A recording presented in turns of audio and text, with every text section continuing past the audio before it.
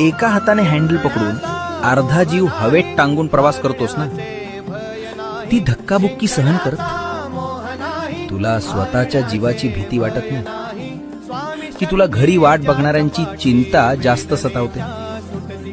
तू फक्त नोकरीला जात नाहीस, तू तुझ्या खांद्यावर संसार घेऊन चाललायस. त्या गर्दीत तुला श्वास घ्यायलाही जागा नसते, पण तू तरीही उभा राहतोस. का?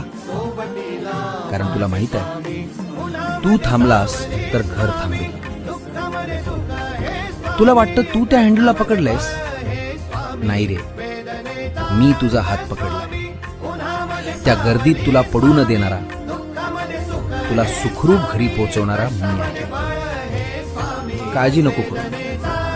तू सगळ्यांची चिंता करतोस, तुझी चिंता करायला मी बसलोय. सांभाळून जा.